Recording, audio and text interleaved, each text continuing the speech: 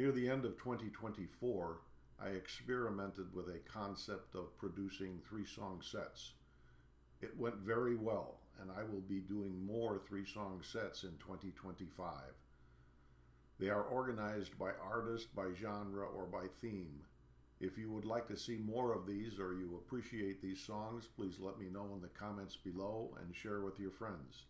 Stay tuned for more three-song sets in 2025. Thank you for your support. Here's today's three-song set. My first wife and I saw Harry Chapin in concert shortly before he died, and it was a wonderful night. I will always remember that. So these three songs are dedicated to Harry Chapin and my first wife, Sue.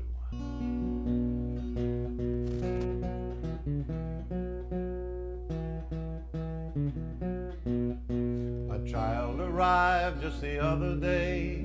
He came to the world in the usual way, but there were planes to catch, bills to pay. He learned to walk while I was away, and he was talking for I knew it. As he grew up he'd say, I'm gonna be like you, Dad, you know I'm gonna be like you. And the cat's in the cradle and the silver spoon, the little boy blue and the man in the moon. When you coming home, Dad, I don't know when we'll get together then, son, you know we'll have a good time then.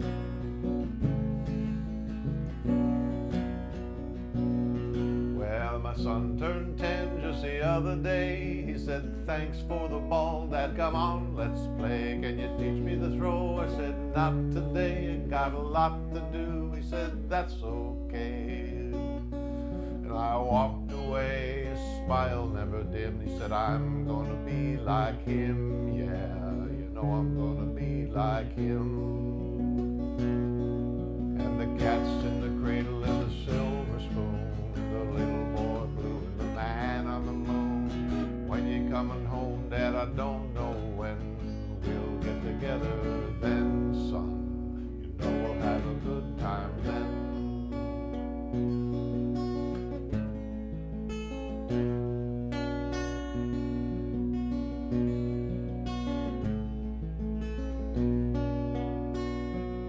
Well, he came from college just the other day, so much like a man I just had to say. Said, I'm proud of you, can you sit for a while? Shook his head and then he said with a smile, what I'd really like, Dad, is to borrow the car keys. See you later, can I have them please? And the cat's in the cradle and the silver spoon, little boy blue and the man on the moon. When you coming home, son, I don't know when we'll get together then, you know we'll have a good time then.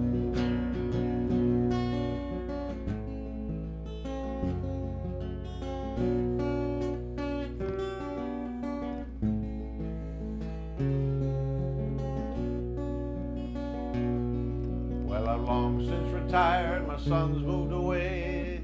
Called him up just the other day. I said, I'd like to see you, you don't mind. He said, I'd love to, Dad, if I could find the time. You see, my new job's a hassle and the kids are the flu. Sure nice talking to you, Dad. It's sure nice talking to you. And as I hung up the phone, it occurred to me, he'd grown up just like me. Boy was just like me. And the cat's in the cradle and the silver spoon, the little boy blue and the man on the moon. When you coming home, son, I don't know when we'll get together then, you know we'll have a good time then.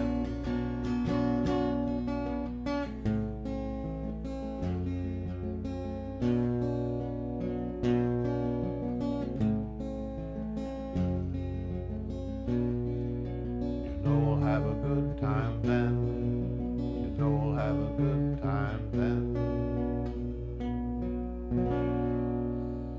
You travel around the country and get off the interstate and travel through some of the small towns in America. You see old train depots that are remnants of the past.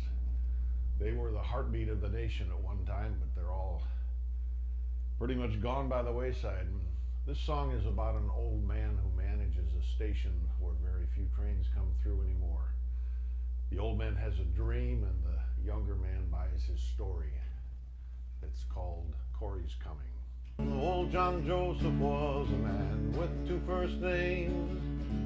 Left him in the railroad yard and they took away the train. Only one run a week comes roaring down the line, so all he's got to worry about is time. Sits in the brake house, his hands out to the fire, moving through his memories of love and desire, telling me the stories of the glories of his past. But he always saves the story of his Corey for last. He says, my Corey's coming, no more sad stories coming, midnight moonlight morning glory's coming, aren't you, girl? Like I told you, when she holds you, she'll enfold you in her world. I come by in the evening to find out where he's been. He says, come on, sit down, kid, where shall I begin? I say, you know my favorite, though you know I like the rest, but I love the way you tell me of your Corey the best. So I hear his lifelong love recreated by his tongue. Turns back the years and he seems forever young. Though the other stories change as they roll across his lips, he'd say the same words for Corey just before he went to bed. Then he sends me away and he keeps smiling as he says, my Corey's coming, no more sad stories coming, a midnight moonlight morning glory's coming, aren't you, girl? Like I told you, when she holds you, she enfolds you in her world. I was quite surprised to find out all the places that he knew, so I asked the town folk if his stories were true. He said, old John was born here, he's lived here all his life, he's never had a woman, let alone a wife. Very soon you'll find out as you check around, no one named Corey's ever lived in this town. So I chided the old man about the truth that I had heard. He just smiled and said, reality's just a word. And then he says, my Corey's coming, no more sad stories coming, a midnight moonlight morning glory's coming, aren't you, girl? Like I told you, when she holds you, she enfolds you in her world. I came by one evening, he did not hear my shout. I looked in the window and I saw the fire was out. When he would not wake up, I forced in the door, found that old John Joseph would tell stories no more. There was a scene at the graveyard, just three of us were there. Me and the grave digger heard the parson's prayer. Said we need not grieve for this man, for we know God cares. Well, they put the cold dirt over him and left me on my own. When at last I looked up, I saw I was not alone.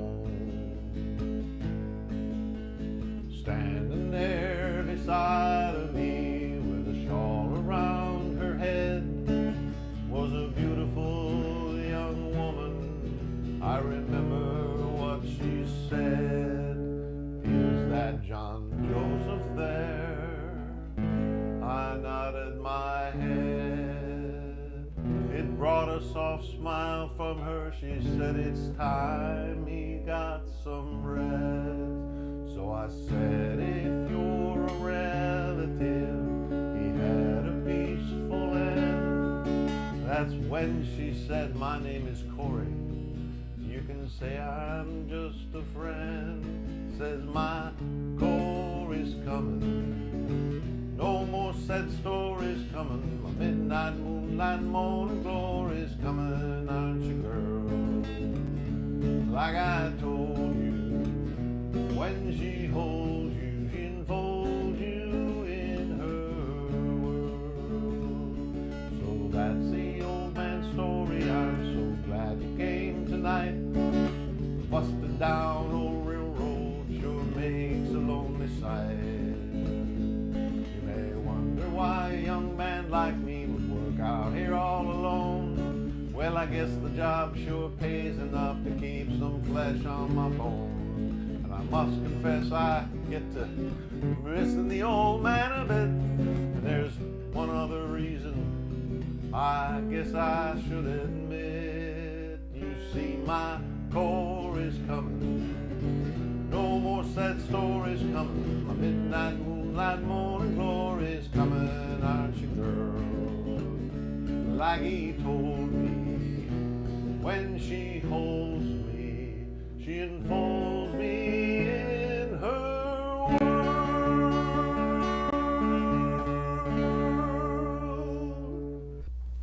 I spent many years in upstate New York, and my business took me to Watertown, one of the coldest places on the planet, in my opinion.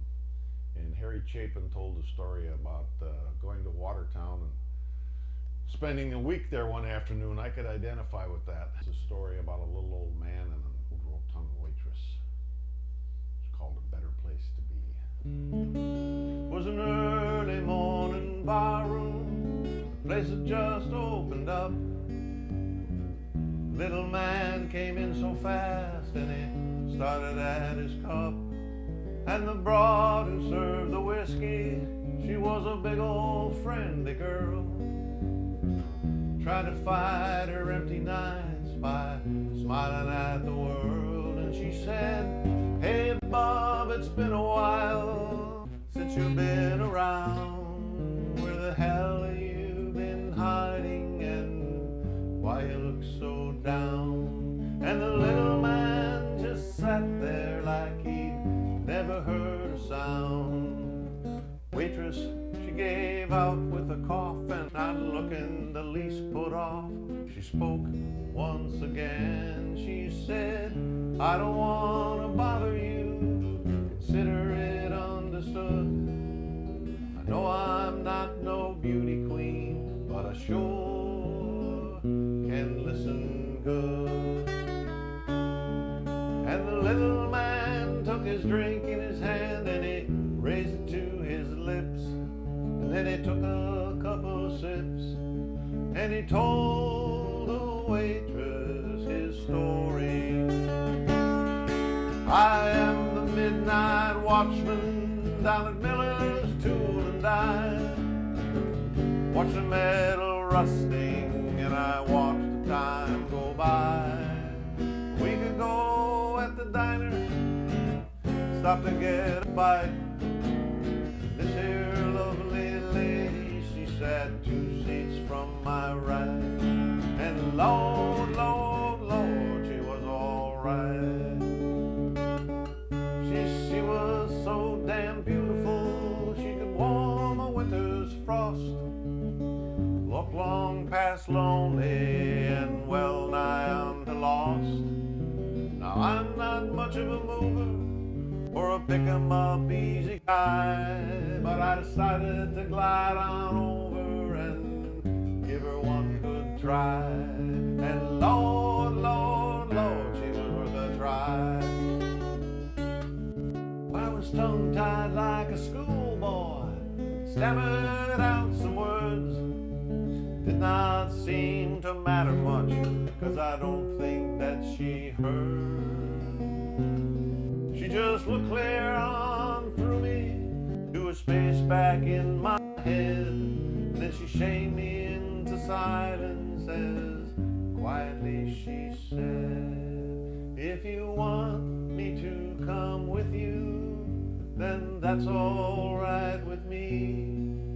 'Cause I know I'm going nowhere, and anywhere's a better place to be. Well, I drove her to my boarding house, and I took her up to my room. Went to turn on the only light to brighten up the gloom. She said, Please leave the light off. I don't mind the dark. And as her clothes all tumbled around her, I could hear my heart. For the moonlight shone upon her as she lay back in my bed. Was the kind of scene I only had imagined in my head. I just could not believe it, think that she was real. And as I tried to tell her, she said, I know just how you feel. And if you want to come here with me, then that's all right with me.